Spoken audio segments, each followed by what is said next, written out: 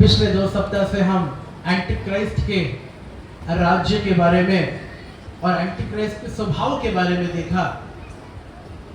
आज भी हम उसमें और थोड़ा गहराई से जाएंगे।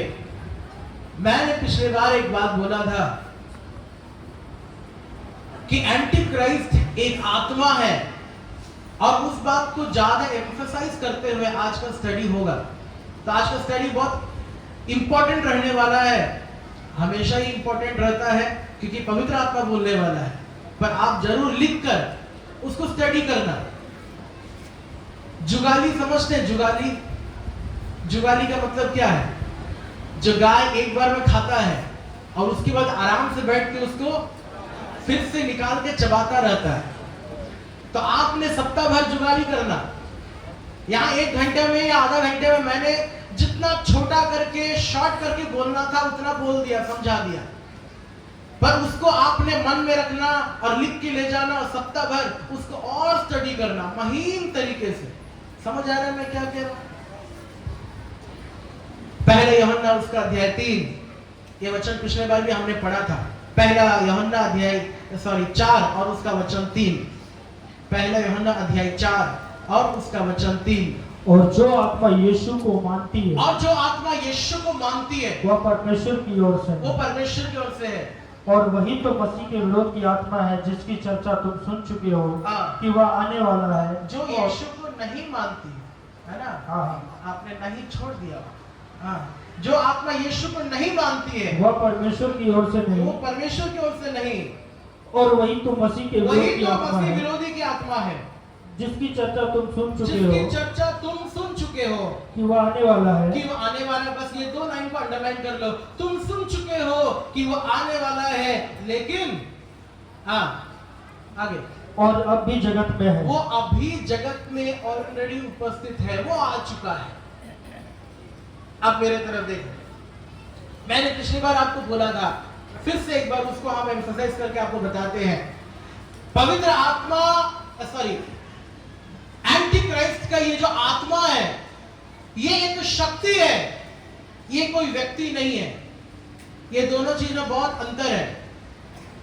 एंटी क्राइस्ट मैंने पहले भी बताया, फिर से बता रहा हूं, ऐसा नहीं है कि एक पुरुष है या एक व्यक्ति है जो प्रभु के आगमन के बाद अचानक प्रकट होगा। नहीं, वो एक आत्मा है और जो पहले से क्रिया कर रही है वो अभी भी क्रिया कर रही है।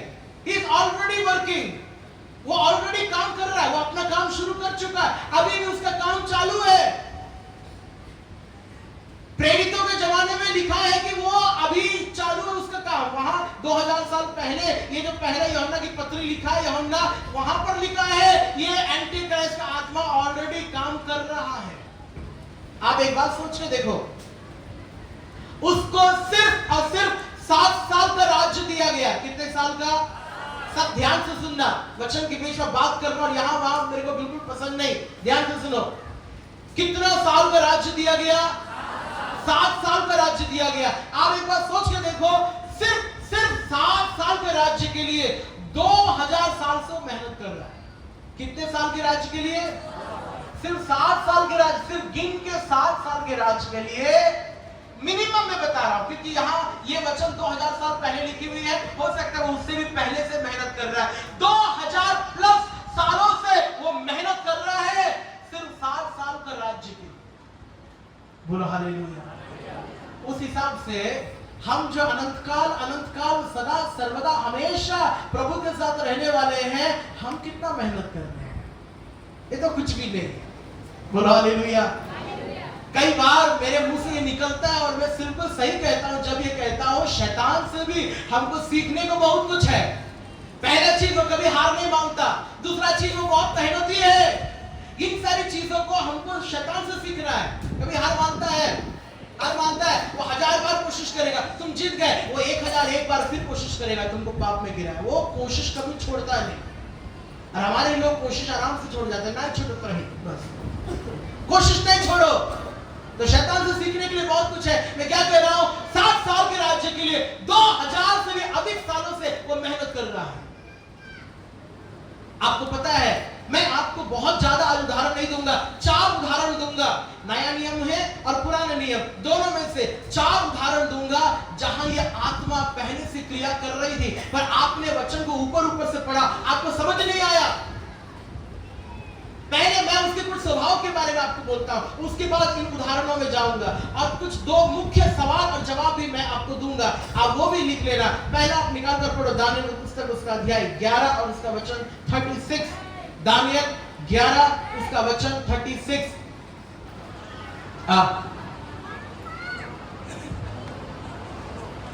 ये एंटी क्राइस्ट के स्वभाव के बारे में जो लिख रहे हैं, साफ साफ लिखो, एंटी क्राइस्ट का स्वभाव कैसा होगा। हाँ, नंबर 1 दानियेल 11 का 36। तब वह राजा अपनी इच्छा के अनुसार अपनी इच्छा के अनुसार काम करेगा। बस ये एक लाइन, ये एंटी क्राइस्ट का पहला स्वभाव है। आप सब मेरे तरफ देखो, ये एंटी क्राइस्ट का पहला स्वभाव है, ये अपनी इच्छा से काम करेगा, अपने मर्जी से काम करेगा। मैं पहले भी बोल चुका हूं, ये बिल्कुल अचंभे की बात नहीं है, ये कोई आश्चर्यजनक बात नहीं है कि दुष्ट आत्मा अर्थात मसीह विरोधी अर्थात एंटी क्राइस्ट का आत्मा पहले से काम कर रहा है। वो यहूदियों के बीच में, यहूदियों के मंडली में, मूसा के कलीसिया में काम किया, तो वो यहां कलीसिया को नहीं छोड़ेगा, वो इस कलीसिया में भी काम करेगा। और वो आत्मा किस विश्वासी के अंदर में है या नहीं है, वो कैसे पता चलेगा? उसका स्वभाव।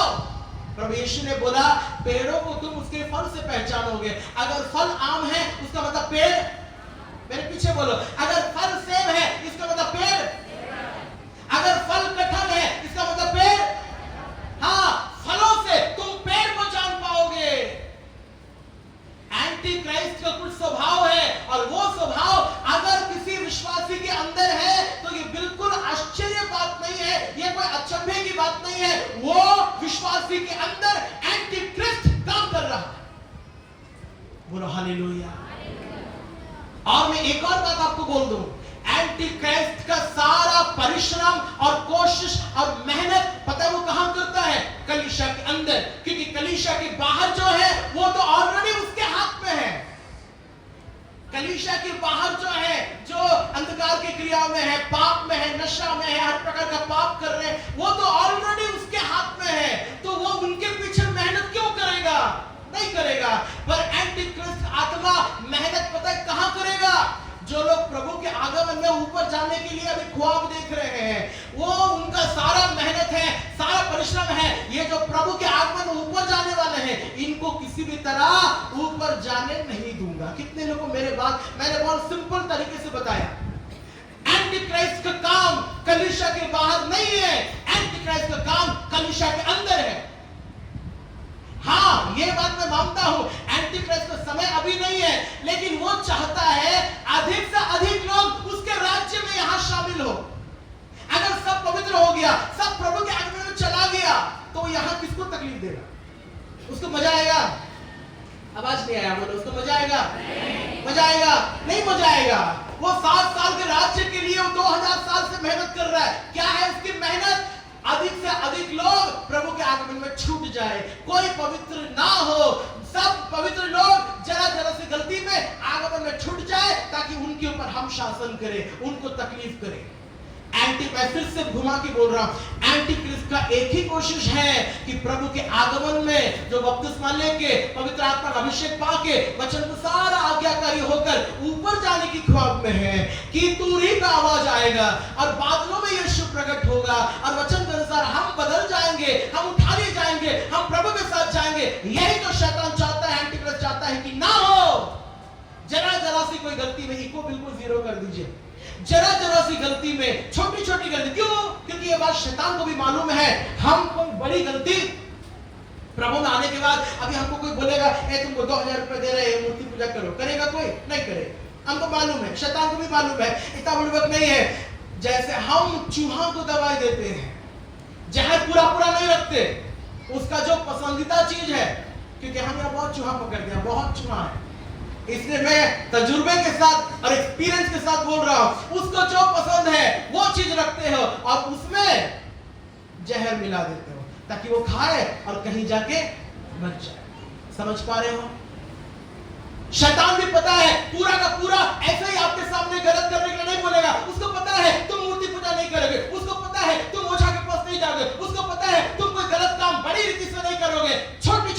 गलतियां, थोड़ा सा घमंड, थोड़ा सा गलत बोली, थोड़ा सा गलत विचार, थोड़ा सा व्यभिचार, यही वो शैतान का जहर है तो तुम्हारे जीवन में काम करेगा। वो चाहता है प्रभु के आगमन में तुम छूट जाओ ताकि उसके राज्य के तुम हिस्सा बनो। ताली बजाकर प्रभु को महिमा।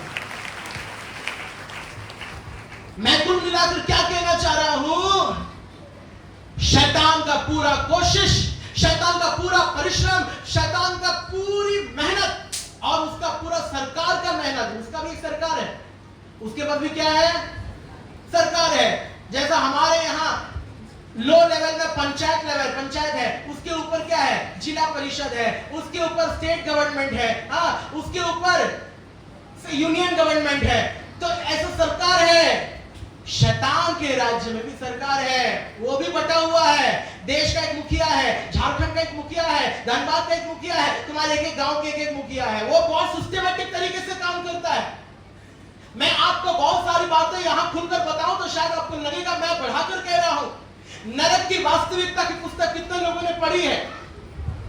उस पुस्तक में जो 13 लोगों को प्रभु ने आत्मा में नरक लेकर गए और स्वर्ग भी लेकर गए, उन्होंने अपनी आंखों देखा गवाही उस पुस्तक में लिखी है। 13 लोगों ने देखा है किस तरह शैतान भी सिस्टमैटिक तरीके से काम करता है। वहां कॉन्फ्रेंस होता है, उस पुस्तक में मैंने पढ़ा, वहां कॉन्फ्रेंस होता है।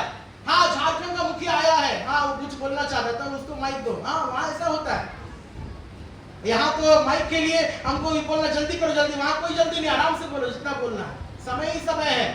वहां कॉन्फ्रेंस होता है, उनको टारगेट दिया जाता है। यहाँ प्राइवेट जो बैंक में काम करते हैं, प्राइवेट कंपनीज में काम करते हैं, उनको टारगेट मिलता है, इतना टारगेट पूरा करो 1 महीने के अंदर। शैतान को भी टारगेट मिलता है, 1 महीने के अंदर कलीसिया में इतने लोगों को पाप में गिराओ। उसको हिसाब देना पड़ता है, मैं कितना कर पाया और कितना नहीं कर पाया। आप विश्वास करते हैं?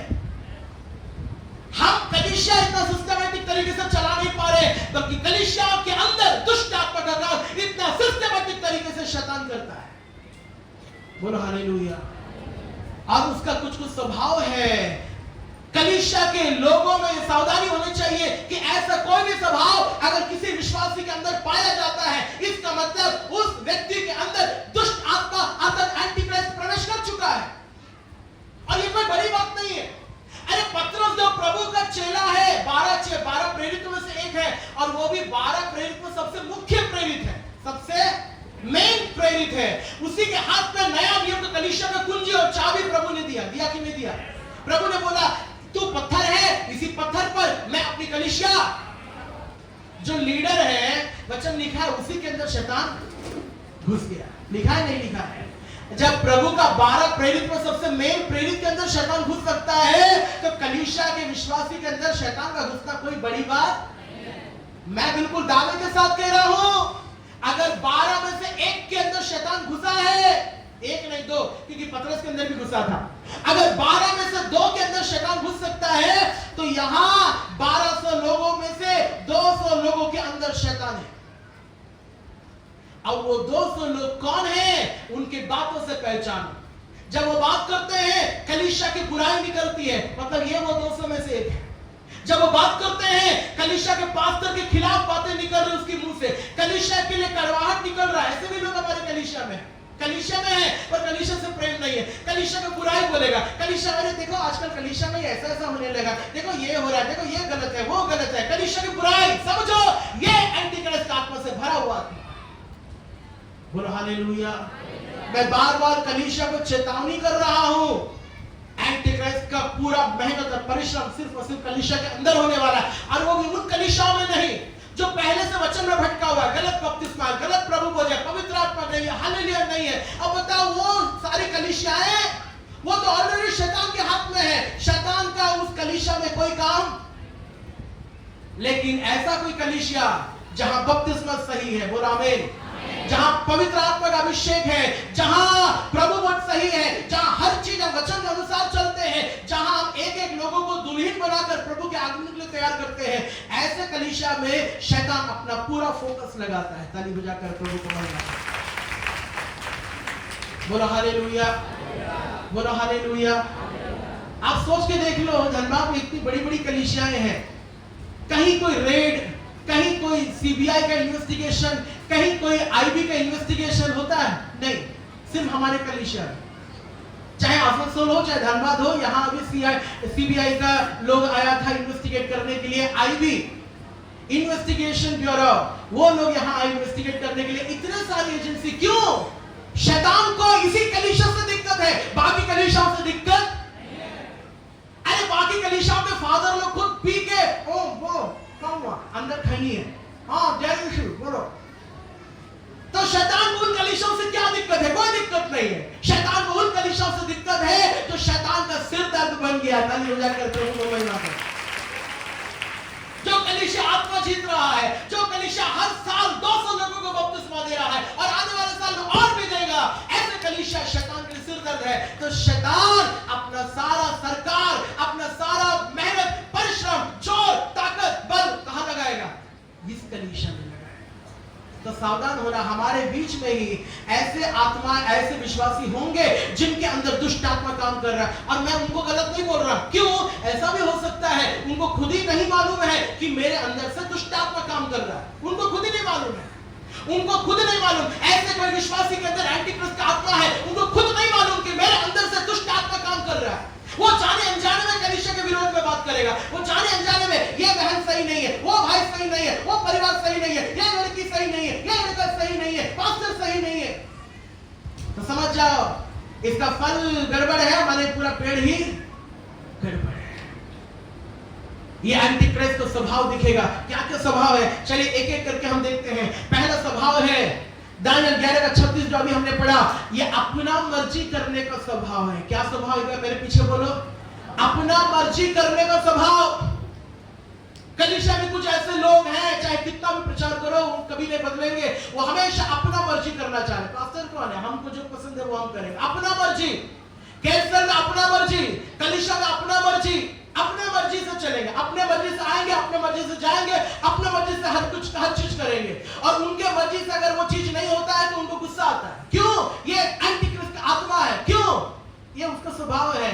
वो आज्ञाकारी से नहीं चलेगा, वो हर चीज में अपना मर्जी करेगा। अगर उसके हिसाब से हुआ तो कलीसिया ठीक है, पास्टर ठीक है। अगर उसके हिसाब से नहीं हुआ, मेरे पास्टर गलत है, कलीसिया गलत है। ये कौन सी आत्मा है? ये एंटीक्रिस्ट की आत्मा है। क्यों? ये इसका स्वभाव है। वो उसका स्वभाव है अपना मर्जी करने वाला स्वभाव। कलीसिया में कोई अपना मर्जी करने का ये जगह, आवाज नहीं आ रहा है, कलीसिया किसी का अपना मर्जी करने का जगह यहाँ क्या होगा क्या नहीं होगा ये चुनने का और अधिकार प्राप्त एक व्यक्ति मैं यहाँ हूं। क्या होगा क्या नहीं होगा ये मैं निर्णय करूंगा। अगर कलीसिया का कोई व्यक्ति अपना मर्जी करना चाहता है, मतलब आप समझ जाओ आप प्रभु के डिसिप्लिन से बाहर जा रहे हो। अगर आपके मन में कोई अच्छा आइडिया है, कोई दिक्कत नहीं, मेरे को बोलो। आपके मन में कोई अच्छा सलाह है, हाँ ये होने से अच्छा है, ये नहीं होने से अच्छा है, हमको बोलो।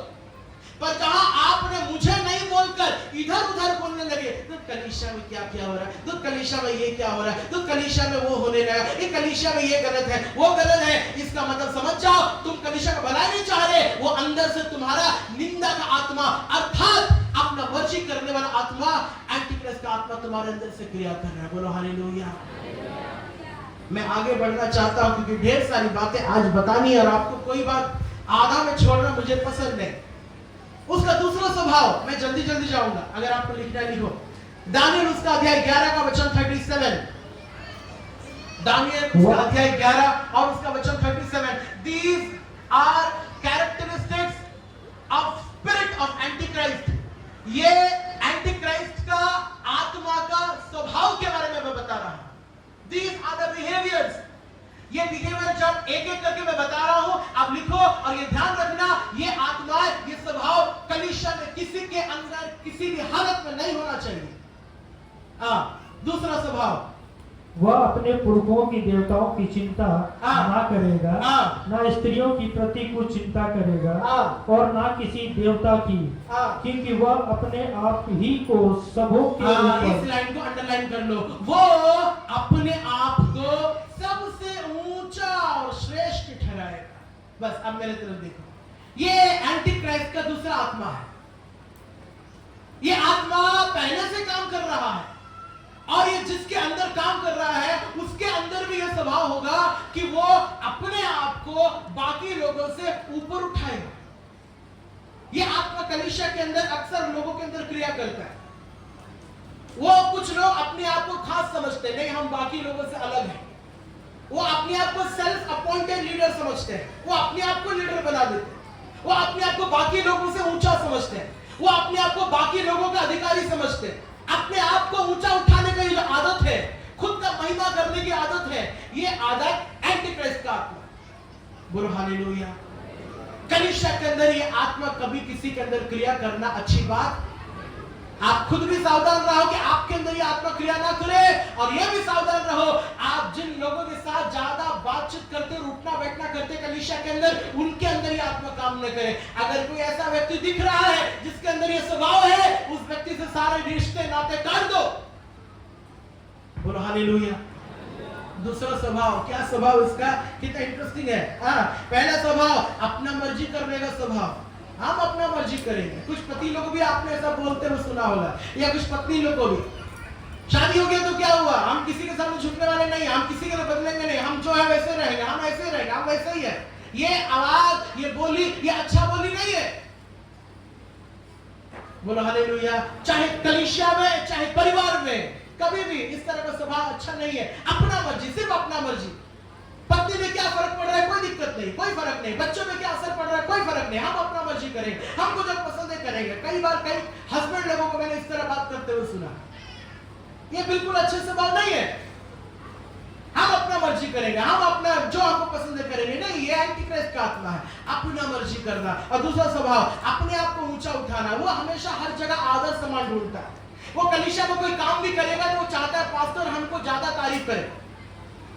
हाँ, एक सच बात बता रहा हूं, मैंने आज तक ये पूछा नहीं है, जो संबंधित व्यक्ति है, गुड फ्राइडे के दिन मैंने देखा कुछ लोगों ने काम नहीं किया, उनसे मैंने पूछा क्यों काम नहीं किए।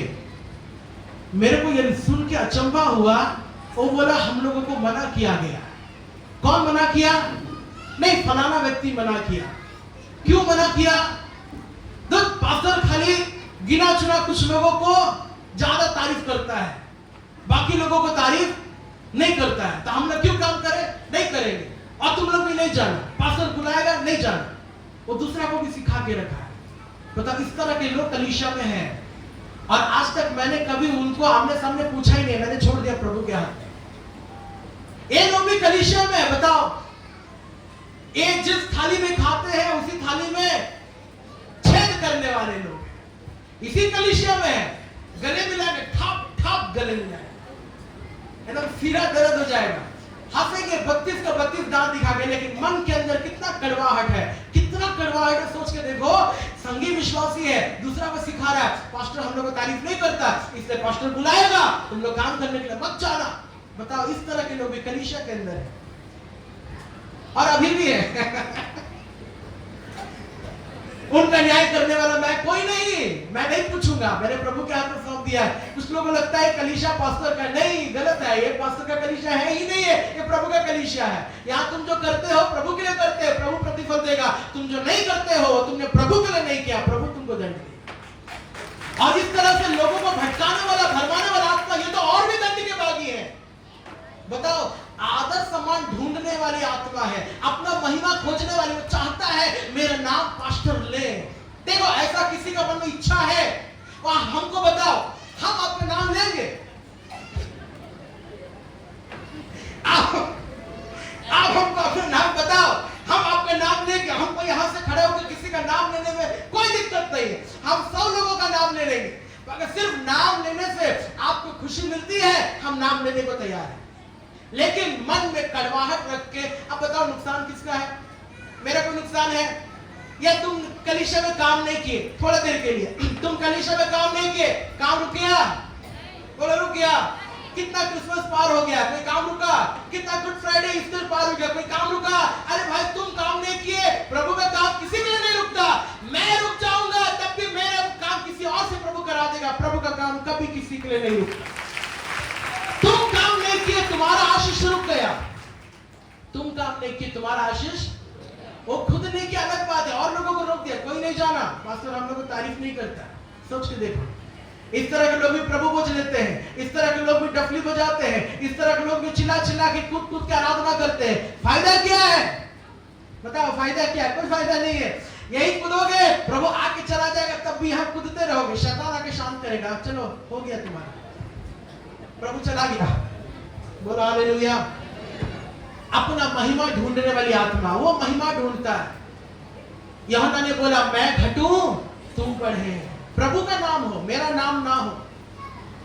पेड़ बाहर दिखाई दे, जड़ बाहर दिखाए, पर ऐसी कुछ जड़ है वो चाहता है हम बाहर दिखाई दे। तो क्या बताए, अगर जड़ बाहर निकल जाएगा तो पेड़ गिर जाएगा। पेड़ बाहर दिखने के लिए जड़ अंदर होना जरूरी है। बोलो हालेलुया। अरे तुम विश्वासी हो, तुम घटो और प्रभु का नाम महिमा हो, ये तुम्हारी सेवा है। ऐसा तुम्हारा जीवन होगा, एक दिन प्रभु के यहाँ जाओगे तब तुम पुरस्कार और प्रतिफल पाओगे। पर तुम सारा महिमा यही चाहते हो, क्या वहां जाकर तुमको महिमा नहीं चाहिए? यहां भी चाहिए, वहां भी चाहिए। बोलो हालेलुया। कुछ कलीसिया में ऐसे लोग हैं, उनके स्वभाव से साफ दिखता है कि उनके अंदर एंटी क्राइस्ट का आत्मा काम कर रहा है। लेकिन हाँ भाई, और एक सवाल ये है कि अगर ऐसे लोग हैं तो उनको कलीसिया सब क्यों नहीं निकालते? क्यों निकालूं? 12 प्रेरितों में से 2 के अंदर शैतान घुस गया, क्या प्रभु उनको बेदखल किया, निकाल दिया? नहीं, उनका रहना जरूरी है। क्यों? ये भविष्यवाणी है। प्रकाशित वाक्य 12 का 3 और 4, घर जाके पढ़वाली का 1/3 नीचे गिरेगा। 1/3 का मतलब 3 में से 1 नीचे गिरेगा। अब बताओ, जो लिखा हुआ वो तो जरूर होगा, उसको कोई नहीं डाल सकता। 3 में से 1 गिरेगा मतलब गिरेगा, लेकिन तुम्हारा ये कोशिश हो सकता है कि वो 3 में 1 हम ना हो, ये तुम्हारी कोशिश हो सकती है। बोलो हालेलुया, बोलो हालेलुया। अगर ऐसा निकालते जाए अपना कलीसिया निकल जाएगा। क्यों? किसी ना किसी के अंदर दुष्ट आत्मा काम करेगा, इसके अंदर से निकला उसके अंदर चला जाएगा। बोलो हालेलुया। ऐसे लोगों को भी कलीसिया में रहने दो, वो परखने के लिए है कि प्रभु का कौन है और शैतान का कौन है। ये परखने के लिए प्रभु ही दोनों को कलीसिया में रखा। रहने दो, उसको निकालना मेरा काम नहीं है, वो नहीं निकालूंगा। उनको कलीसिया में रहना चाहिए। बोलो हालेलुया। वो अपना चुगली का काम करते रहे, तब तो पता चलेगा चुगली सुनने वाले लोग कितने। बोलो हालेलुया। और आगे पढ़ेंगे, तीसरा स्वभाव, प्रकाशित वाक्य उसका अध्याय 13 और उसका वचन 5। प्रकाशित वाक्य उसका अध्याय, मुझे समय का पता नहीं चल रहा। बड़े बोल बोलने, हाँ, बड़े बोल बोलने और निंदा करने के लिए हाँ, उसके एक मुंह दिया गया। बस ये एक लाइन, बड़ा बोल बोलने के लिए और बहुत निंदा करने के लिए उसको मुंह दिया गया। मेरे तरफ देखो। अब ये तीसरा स्वभाव है एंटी क्राइस्ट की आत्मा का। क्या स्वभाव है? ये बहुत बोलने वाला मुंह है और निंदा करने वाला मुंह है। कुछ पत्नियों का ये मुंह है, कुछ पतियों का भी ये मुंह है। परिवार में मुंह अच्छा नहीं है। कलीसिया में मुझे सुनने को मिला, बीते दिनों में कलीसिया में पार्किंग में लड़ाई झगड़ा हुआ और गाली गलौज भी हो गया। ये सच है कि नहीं मुझे नहीं पता, मुझे बाद में सुनने को मिला। अगर ये हुआ है तो बहुत अनफॉर्चुनेट और बहुत दुखद घटना है। कलीसिया के अंदर पार्किंग के लिए गाली गलौज, ये किस तरह का आत्मा है? ये कोई मॉल का पार्किंग नहीं, कलीसिया का पार्किंग है। अगर तुमको सामने जगह नहीं मिला, अंदर करो, कोई दिक्कत नहीं, वहां गाली गलौज होगा। तो फिर कलीसिया में तुम किस लिए आए हो? हाजिरी बनाने के लिए आए हो? यहां तुमको गाली गलौज देने को मन कैसे करता है? यहां कोई वॉलंटियर बोलता है गाड़ी अंदर करो, वो वॉलंटियर से झगड़ा करते हैं। अरे उनको काम मैंने सौंपा है कि वहां गाड़ी ना लगा। हर छोटा चीज को समझाने आता है, वहां गाली गलौज, झगड़ा, लड़ाई, मारपीट। जहां खाना पीना हुआ वहां तो मारपीट होना, इसलिए मैंने खाना पीना बंदी कर दिया, अब दोबारा कभी नहीं होगा। ये एंटी क्राइस्ट का तीसरा आत्मा है। क्या आत्मा है? बड़ा बोल बोलने वाला मुंह। कुछ लोगों का मुंह बहुत बड़ा है, वो खुल गया। कुछ लोगों का मैंने सुना है, वो मुंह खुल गया तो पूरा गांव भाग जाता है। पूरा गांव उनके सामने कम है, उसका मुंह इतना बड़ा है। रोमियो में और कुरिन्थियों में भी इसके बारे में लिखा है, कुछ लोगों का मुंह खुला हुआ कब्र है, अगर खुल गया तो बदबू कोई सहन नहीं कर सकता है। बदबू मतलब जो ब्रश नहीं किया वो बदबू नहीं, उनका मुंह का बोली इतना खराब है, वो बदबू कोई बर्दाश्त। कुछ लोग मुंह खोलते हैं श्राप देने के लिए। प्रभु के लोग क्या श्राप दे सकते हैं? नहीं देना। क्यों नहीं देना ये भी बताते हैं। प्रभु के लोग श्राप देगा, तुमने जिसको श्राप दिया है अगर वो सही है, वो श्राप घूम के तुम्हारे पास आए। कुछ लोग ऐसा श्राप देते हैं कि अरे हम प्रभु की बेटी, हम श्राप देने तो लग जाएगा, नहीं, नहीं लगेगा। हमारा प्रभु श्राप को लगने के लिए देने वाला प्रभु नहीं है। तुमने किसी को श्राप दिया, अगर वो सही है प्रभु के नजर में, वो श्राप घूम के तुमको लगेगा। मुंह खोलते हैं कुछ लोग गाली गलौज करने के लिए, झूठ बोलने के लिए, बदनाम करने के लिए, धोखाबाजी करने के लिए, किसी को बुराई करते हैं, नाम खराब करने के लिए। इस तरह मत करो, ये एंटी क्राइस्ट का आत्मा है। क्या है उसका स्वभाव? बड़ा बोलने वाला मुंह है। कुछ लोगों का बहुत मुंह है, कलीसिया में भी मैं देखा, कुछ लोगों का गवाही अच्छा नहीं है। कुछ लोगों को मैंने ये भी बोलते हुए सुना, पास्टर उसके मुंह मत लगे, उसका मुंह अच्छा नहीं है, और सही में उसका मुंह अच्छा नहीं। ऐसे कुछ लोगों से हम भी दूर रहते हैं, नहीं भाई तुमको जो करना करो, तुमसे हम नहीं लगे। ये अच्छा गवाही नहीं है, ये एंटी क्राइस्ट का आत्मा है। बड़ा बोलने वाला मुंह और निंदा करने वाला मुंह। अपने मुंह को सावधान रखो। बहुत परिवार टूटता है मुंह से। बहुत परिवार टूटता है किससे? मुंह से। पत्नी सास इंतजार कर रही है बेटा घर कब आएगा, जैसे बेटा घर आया बस मुंह खुल गया, निंदा वाला मुंह खुल गया। जाना ही तो बहू की कर लो, बस वहां परिवार का हो गया, टूट गया। शानदार सास इंतजार करता रहा, जहां बेटा अंदर आया बस आंख से गंगा और यमुना। अब उसके बाद बहू का चुगली, ताकि पति पत्नी लड़ाई हो जाए। हाँ लड़ाई हो रहा है, मजा आया। ये इतना खतरनाक मुंह है कुछ लोगों का। कुछ जगह, हर जगह सास नहीं है, कुछ जगह विलन बहू लोग हैं। बेटा को और माँ को किसी भी तरह अलग करना, ताकि मेरा जगह मजबूत हो जाए। अरे तुम्हारा ऐसे ही जगह मजबूत है, तुम पत्नी है भाई, माँ तुम्हारी जगह नहीं ले सकता, नहीं, फिर भी इनसिक्योरिटी है। वो मुंह चलाना जरूरी है। जाना है तो माँ की कर लो। हाँ 12 बजे कौन क्या बोल रहा है? कोई अपना दुख बयान कर रहा है। कई परिवार ये मुंह के वजह से टूटा हुआ है। आज कितना डिवोर्स केसेस है कोर्ट में, कितना डिवोर्स केसेस। शादी के 5 महीना हुआ, अब डिवोर्स के लिए खड़ा है। शादी का 5 सप्ताह हुआ, डिवोर्स के लिए खड़ा है। शादी का 5 दिन हुआ, डिवोर्स के लिए खड़ा है। क्यों? ये मुंह। परिवार को छोड़ो, बड़ा देश में युद्ध होता है, शुरू कहां से हो रहा है? और अभी भी कुछ हमारा पाकिस्तान के साथ कुछ तुतुमे में हो रहा है। आसिर मुनीर जो वहां पाकिस्तान के कुछ नेता है, वो कहीं अमेरिका जाके बड़ा बात बोला, मैंने एटम बम फोड़ देना। अभी वो लड़ाई चल रहा है, पता नहीं वो मुंह का लड़ाई शुरू हुआ। अब कहीं सचमुच का एटम बम कब गिरेगा पता नहीं। हर देश के बीच में लड़ाई मुंह से शुरू होता है। हर परिवार की लड़ाई मुंह से शुरू होता है। कलीसिया में कितना कैंसर की लड़ाई मुंह से शुरू होता है। ये मुंह को तुम अगर संभाल लिया तो परिवार में शांति होगा, कलीसिया में शांति होगा, दुनिया में शांति हो जाए। बोलो हालेलुया।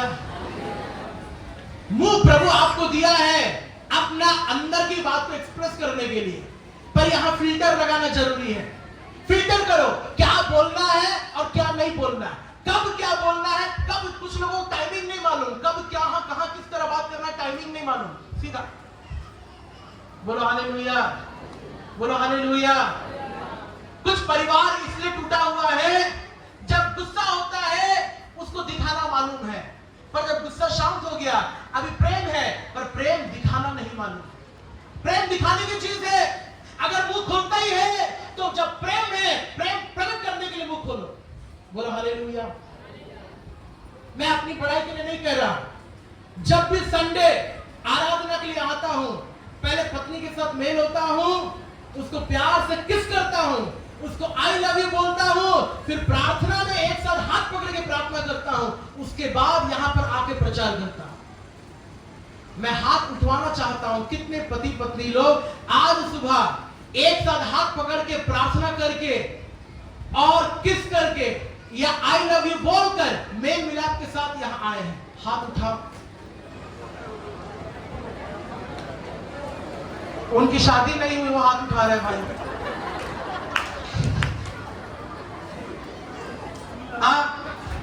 कोई बात नहीं, अगर आज तक आपने नहीं किया, मैं आपको बता रहा हूं। आप अरे ये कोई गलत बात नहीं है। अरे किसी गैर को नहीं बोल रहा, पत्नी को किस करो, गलत नहीं है। गैर को करोगे तो गलत है।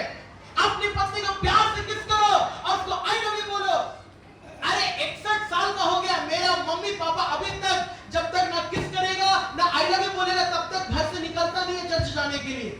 और वही चीज मैं भी करता हूं। क्या जाने सप्ताह भर कोई ऐसा बात बोल दिया होगा, पत्नी को नाराज हो गया होगा, उसको गले लगा के आई लव यू बोलकर पहले हम लोग मेल मिलाप हो रहा, उसके बाद यहाँ आके स्तुति आराधना ऊपर जाती। कैसे ऊपर जाएगा? टीना से टकरा के नीचे आए जी। बोलो हालेलुया। तुम मेल मिलाप में नहीं है, झगड़ा लड़ाई करके कुछ लोग परिवार ऐसा अशांति में घर आते, अरे टाइम हो गया, अरे जल्दी करो, अरे जल्दी करो, जल्दी करो, पूरा चिल्ला चिल्ली टेंशन, पूरा एकदम टेंशन के साथ यहाँ के क्या तुम आराधना करोगे? क्या तुम आराधना करोगे? अरे लेट हो गया, परिवार के साथ लड़ाई, अरे तुम्हारी वजह से लेट हुआ, तुम्हारा खोखा बनाने में लेट होता है, तुम्हारे बाल बनाने में लेट होता है, तुम्हारा साड़ी को पहनने में लेट होता है, तुम्हारी वजह से लेट हुआ, रास्ता भर बोल बोल के आएगा। अब वो बेचारी क्या आराधना करेगी? हाँ लेट हो गया, अब तुमने उसको इतना डांट दिया, तुम्हारी वजह से, तोर वजह से लो, उसका आराधना बर्बाद हो गया। यहाँ समय से पहुंचना जरूरी है, लेकिन शांति के साथ पहुंचना और भी ज्यादा जरूरी है। अगर तुम समय से पहुंच के किसी से लड़ाई झगड़ा अशांति करके समय से पहुंच के कोई फायदा नहीं है, उससे बढ़िया तुम शांति में आओ, 10 मिनट लेट आओ, कोई दिक्कत? कोई दिक्कत? आज से याद रखना, मैंने बोला है परिवार जब घर से निकलोगे, पति पत्नी बच्चे लोग हाथ पकड़ के प्रार्थना करना। मेल मिलाप का परमेश्वर है, हाथ पकड़ के, इसमें कोई शर्म क्या? पति पत्नी की क्या शर्म? हमारे मम्मी पापा हमारे सामने किस करते हैं? हमारे मम्मी पापा हमारे सामने आई लव यू बोलते हैं, लेकिन अच्छा करते हैं। हमको सीख मिला है कि हाँ किस तरह एक मन के साथ पत्नी के साथ रहना है। बोलो हालेलुया, बोलो हालेलुया। धीरे धीरे प्यार को बढ़ाओ। मेरे पापा का 60 साल हो गया, मेरे मम्मी का 60 साल हो गया, प्रेम मैंने जब से उनको देखा है अभी तक कम नहीं हुआ। हर साल प्रेम बढ़ रहा है, उम्र बढ़ रहा है, लेकिन प्रेम बढ़ रहा है। प्रेम और गहरा होता जा रहा है, गहरा होता जा रहा है। अगर तुम अच्छा अपने जीवन जीते हो, तुम आत्मा जीतते हो, तुम अन्य भाषा बोलते हो, पर पति पत्नी के बीच में खुशी का जीवन नहीं है, बच्चों के साथ खुशी का जीवन नहीं है, घर में अच्छा वातावरण नहीं है, तो वहां वो प्रभु का उपस्थिति वाला घर नहीं है, वहां ये एंटीक्राइस्ट का आत्मा का वास है। कुछ घर में इतना बुरा हालत है, सब मुंह खोलता है, एक साथ सब मुंह खोलता है। तुमसे हम कुछ कम थोड़ी है, तुम बोलेगा हम भी बोले। ऐसा ना करो, ये एंटीक्राइस्ट का आत्मा है, बड़ा बोलने वाला मुंह और निंदा करने वाला मुंह। ये कलीसिया में किसी विश्वासी के अंदर ना हो और घर में किसी के अंदर क्रिया ना करे। एक अच्छी पत्नी बनो और एक अच्छा पति बनो। मैं लगातार 4 सप्ताह से पारिवारिक मुद्दों पर बात कर रहा हूं और लगातार मुझे फोन आ रहा है, यहां तक कि कल रात को 9 बजे एक सिस्टर रोते हुए फोन की, पास्टर हमारा नया शादी है लेकिन हमारे जीवन में सुख नहीं है, हमारे जीवन में शांति नहीं है, हमारे जीवन में कोई खुशी नहीं है। कितना दुख की बात है, नया शादी है लेकिन जीवन में खुशी नहीं है। कलीसिया आता है, प्रार्थना करते हैं, ताली बजा के पूरा पता नहीं क्या आत्मा में भरते हो, लेकिन परिवार में शांति नहीं है। मुंह खराब है, मुंह अच्छा बोली अच्छा नहीं है, वो मुंह खराब है, क्या फायदा है? मैं जल्दी जाऊंगा। बहुत बोलने वाला मुंह और निंदा करने वाला मुंह, ये किसका स्वभाव है? ये एंटीक्राइस्ट का स्वभाव है। कुछ बच्चे लोग माँ बाप से मुंह लड़ाते हैं, अच्छी बात नहीं है, अच्छी बात बिल्कुल नहीं है। जवान बच्चे लोग, जवान बेटी, जवान बेटे लोग माँ बाप से मुंह लगाते हैं, अच्छी बात नहीं है। और मैं तो कहूंगा कुछ हद तक ये माँ बाप की गलती है, जो बचपन से मुंह खोला तभी मुंह में तड़ाक देना चाहिए था, लेकिन तब नहीं दिया। अभी बच्चा बोलना सीख गया, पर अब दिल को दुख होता है कि देखो जवान बच्चा मुंह लड़ा रहा है। तुम्हारी कमजोरी है, तुमने उसको मुंह पे तड़ाक क्यों नहीं दिया जब वो मुंह खोलने लगा? बोलो हालेलुया, बोलो हालेलुया। बड़ा बोलने वाला मुंह और निंदा करने वाला मुंह। अच्छा, और चौथा स्वभाव प्रकाशित वाक्य 13 का 7, प्रकाशित वाक्य 13 का 7, उसे यह भी अधिकार दिया गया कि पवित्र लोगों से लड़े और उन पर जय पाए, और उसे हर एक कुल और लोग और भाषा और जाति पर अधिकार दिया गया। पृथ्वी के वे सब रहने वाले। लड़ाई का आत्मा। चौथा क्या है? मैं जल्दी जाऊंगा। चौथा क्या है? लड़ाई का आत्मा। और पांचवा है भरमाने वाला आत्मा। प्रकाशित वाक्य अध्याय 13 का वचन 14, भरमाने वाला आत्मा। मैंने आज 5 तरह के आत्मा के बारे में आपको बताया है, जो बाकी है अगला सप्ताह बताऊंगा। फिर से रिवीजन कर रहा हूं। पहला आत्मा अपना मर्जी करने का आत्मा। मेरे पीछे बोलो, क्या आत्मा? अपना मर्जी करने का। दूसरों को क्या असर पड़ता है कोई फर्क नहीं है। अपना मर्जी, अपना मन का मर्जी, वो अच्छा आदत नहीं है।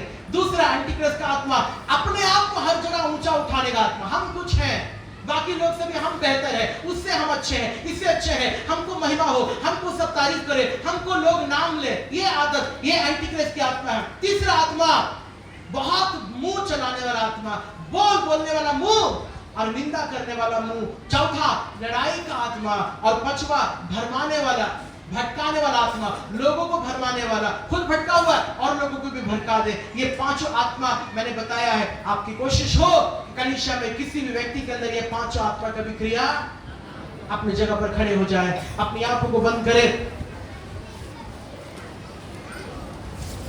अपनी जगह पर खड़े हो जाए, अपनी आंखों को बंद करे। हमारा परमेश्वर मेल मिलाप का परमेश्वर, हमारा परमेश्वर प्रेम का परमेश्वर, हमारा परमेश्वर शांति का परमेश्वर, हमारा परमेश्वर पवित्र परमेश्वर। हालेलुया।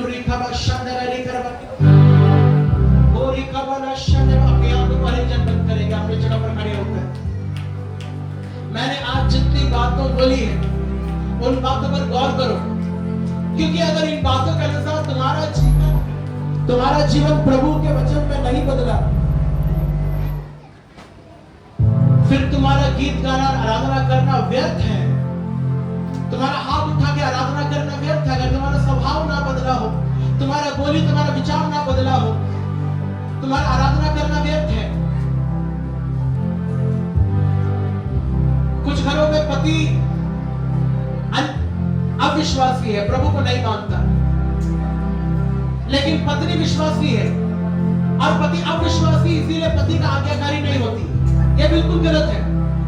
वचन साफ कहता है अगर तुम विश्वासी हो और तुम्हारा पति अविश्वासी हो, तब भी तुम अपने पति के अधीन रहो, अपने पति का हर बात को मानो, उनके आज्ञाकारी हो जाओ। यह प्रभु का वचन कहता है। अपनी आंखों को बंद करो। किसी भी परिवार में एंटी क्राइस्ट का यह आत्मा क्रिया ना करे। जवान बच्चों के जिंदगी में यह एंटी क्राइस्ट का आत्मा क्रिया ना करे।